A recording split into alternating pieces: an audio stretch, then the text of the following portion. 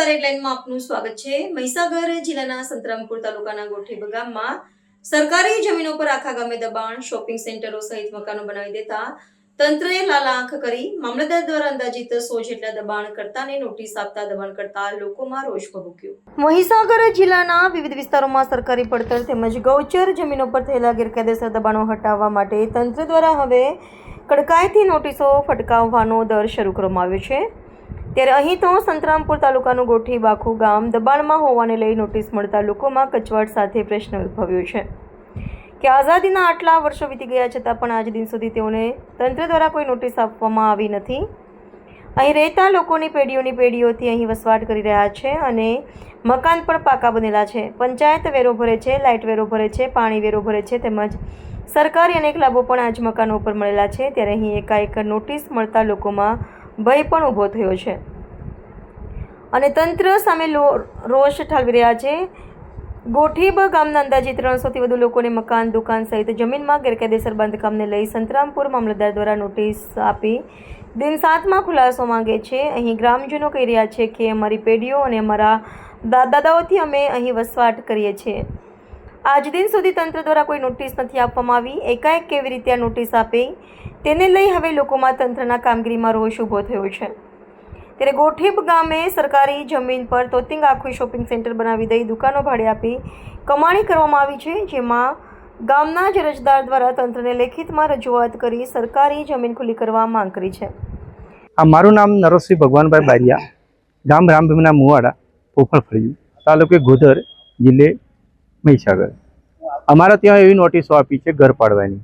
Already એ લોકો ઓછામાં ઓછા ઘણા વર્ષોથી 150 વર્ષથી અહીંયા વસવાટ કરે છે। એમના ઘરના જગ્યાએ જ એમણે ઘર બનાવ્યું છે સ્ટેટ વખતથી, અને એ લોકો એવા બી છે અંદર વિધવા બી છે, એમનો ઘર બી નોટિસ પડે છે અંદર, અને એમને ઘર ખાલી કરો ક્યાંથી કરશે?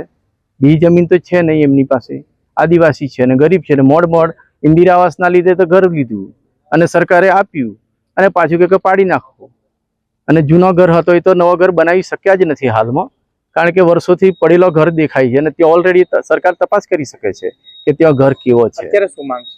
અત્યારે અમારી એક માંગ છે કે આ જે નોટિસ આપી છે એ ખરેખર તો ખોટી છે, કારણ કે સ્ટેટ વખતથી જ આ ઘર બનેલો છે। હાલમાં તાલુકા કે જિલ્લા બન્યા નતા ને, ગુજરાત ગવર્મેન્ટ તો આવી જ નથી ત્યાર પહેલાનો ઘર છે, 1960 પહેલા 61 પહેલાની વાત છે।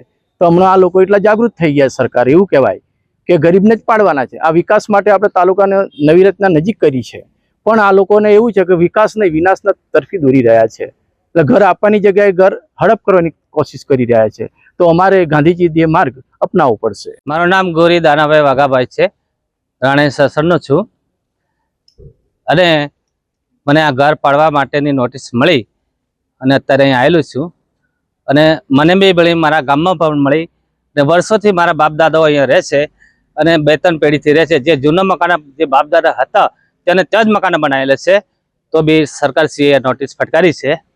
મને મોદી સરકારની અંદરથી ઇન્દિરા આવાસ બી મળેલ છે, હેન્ડપંપ બી મળેલ છે, કેટલ શેડ બી મળેલ છે તારીખ। તો આજે મને 7 દિવસની અંદર મારું મકાન ખાલી કરવા માટે કહે છે। અત્યારે વરસાદ સિઝનમાં મારે ક્યાં જવું? અત્યારે જે સરકારી જે તમને લાભ મળ્યો કેમ મળ્યો હતો? મકાન અને તમારા જમીન ઉપર મળ્યું હતું? હા, આપણે તે વખતે સરકારને ખબર નથી, આજે ખબર પડી છે। તો આગલો ખુલાસો મારો ઇન્દિરા આવાસ આપ્યું, હેન્ડપંપ આપ્યું, કેટલ શેડ આપ્યું, તે વખત સરકારને ખબર નથી, એ બી મારે ધ્યાને દોરી અને ચકાસણી કરે। અત્યારે શું માંગણી છે? અત્યારે મારે માગણી એ છે કે નોટિસ આવી, સાહેબો 2-3 આવ્યા, તમે 7 દિવસની અંદર મકાન ખાલી કરો। મારી જોડે બધા બાલ બચ્ચા છે, બધા છે, વરસાદની સિઝન મારે જવું ક્યાં? ગોઠીબ ગ્રામ પંચાયતની જમીન પંચાયતના ઠરાવ મુજબ અમારી પૂજાભાઈ કડવાભાઈની વર્ષોથી સાહેબ હતી, તો આ જમીન અરવિંદભાઈ વલ્લભભાઈ ગામ રતનપુરના હડપ કરી લીધી છે, ખોટા દસ્તાવેજ ને રજીસ્ટરો કરીને। કાર્યવાહી બધા આયોગમાં જાણ કરી, પછી સંતરામપુર ટીડીઓ સાહેબને જાણ કરી, બધાને જાણ કરી, પણ મને કોઈ ડિસિઝન મળતું નથી।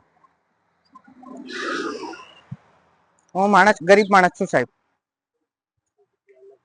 મને ખોટી રીતે ધમકીઓ આલે છે। શું ધમકીઓ આલે? મારી નાખવાની ધમકીઓ આપે છે। ધમકી તો અમુક માણસ આવે, તું દુકાન બંધ કરી નાખ ને, આમ કરી નાખ ને, ટેકડું કરી નાખ ને, મેં આગળ બી જાણ કરેલી, મામલતદાર સાહેબ, પ્રાંત સાહેબ ને કલેક્ટર સાહેબ ને અરજી આપેલી છે. શું માંગ છે તમારી? મારી માંગ તો મારી દુકાન મળવી જોઈએ. ખોટા ખોટા દસ્તાવેજ સાહેબ અમે જાણતા નથી, ખોટી ખોટી સહીઓ કરીને દસ્તાવેજ કરેલા છે, બરોબર. સરકારી જમીનનો કોઈ દસ્તાવેજ થતા નથી, બરોબર. ન્યાય અમને મળવો જોઈએ. મારી દુકાન નહીં મળે ચાલશે, તમે પાડ દો, સરકાર રસ્તો કરી નાખો, એનું શોપિંગ પાડ દો, અમારે વાર્તા પૂરી. શું નામ તમારું? રાવળ મહેશભાઈ પૂજાભાઈ.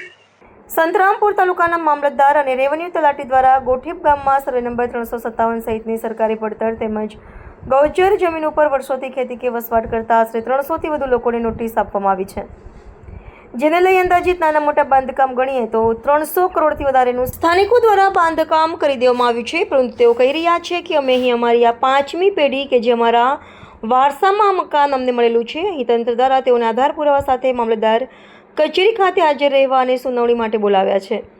પરંતુ કેટલાક લોકો પાસે સ્ટેટ વખતના લેખો છે તો કેટલાક લોકો પાસે આને લઈ કોઈ પણ પ્રકારના ડોક્યુમેન્ટ નથી. પરંતુ વર્ષોથી ખેડતાને રહેતા ભોગવટા સાથે સરકાર તેમની સામે જોઈએ અને જે જંત્રી થાય તે જંત્રી મુજબ સરકાર અમારી પાસે લે અને અમને આ જગ્યા કાયમી કરી આપે, તેમ કેટલાક ખેડૂતો પણ માંગ કરી રહ્યા છે. નવીન બનેલા ગોધર તાલુકામાં પણ આજુબાજુના કેટલાય ગામોના લોકોને નોટિસ આપતા તેઓ પણ મામલતદાર કચેરી ગોધર ખાતે મોટી સંખ્યામાં લોકો ઉપસ્થિત થયા હતા. સ્થાનિક આગેવાનો સહિત પંચાયત સભ્યો તેમજ તાલુકા સભ્યોને સાથે રાખીને મામલતદારને આ બાબતે મળ્યા હતા. પરંતુ ગામના કેટલાય લોકોને રહેતા અને ભોગવતો કરતા લોકોને આજ દિન સુધી કોઈ નોટિસ મળી નથી. ત્યારે પહેલી જ વખત ઘર તોડી અને જમીનમાંથી કબજો છોડાવવા માટેની નોટિસ મળતા હાલ તો અહીંના ગ્રામજનો પણ રોષ ઠાલવી રહ્યા છે. ગરીબ પ્રજા એક ચોમાસાની ઋતુમાં ક્યાં જાય અને અમે અમારા બાપદાદાના સમયથી અહીં રહીએ છીએ, ત્યારે કોઈ યોગ્ય નિકાલ લાવે તેવું ખેડૂતો અને ગરીબ પરિવાર કહી રહ્યા છે. જો અમારી આ વાત ધ્યાને નહીં લેવામાં આવે તો અહીંથી ઉચ્ચ કક્ષાએ આંદોલનની ચીમકી પણ ખેડૂતો ઉચ્ચારી રહ્યા છે. ત્યારે હાલ તો તંત્ર દ્વારા સરકારી જમીનો પર દબાણ કરી પાકા મકાન બનાવનારને નોટિસ તો પાઠવવામાં આવી છે. ત્યારે સરકારી જમીનો પર દબાણ ક્યારે દૂર થાય છે તે આગળનો સમય બતાવશે. સરકારશ્રીની નીતિ રહેલી છે કે જે પણ સરકારી પડતર કે ખરાબાની જમીનમાં અનધિકૃત બિનકાયદેસર જો ખેતી કરતા હોય અથવા તો અન્ય પ્રકારનું દબાણ હોય તે દૂર કરવાનું રહે છે. જે અન્વયે જે અમારા રેવન્યુ તલાટી અને સર્કલસી મારફતે જે સર્વે કરાયા તેમાં આટલા ખેડૂતોને અમે આઈડેન્ટિફાઈ કરેલા છે કે જે લોકોએ અનધિકૃત કોઈ પણ પ્રકારના હુકમ વગર ખેતી કરેલી છે અથવા તો અન્ય પ્રકારનું દબાણ કરેલું છે, તે લોકોને અમે નોટિસો આપેલી છે.